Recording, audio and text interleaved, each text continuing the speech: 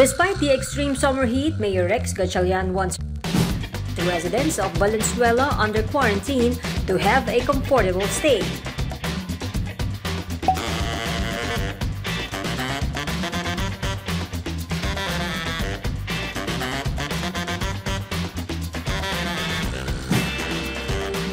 Gatchalian transferred the city's quarantine center from Valenzuela Astrodome to the local town hall.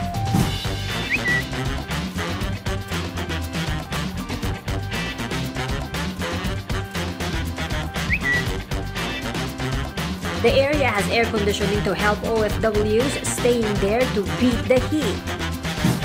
There is free food too.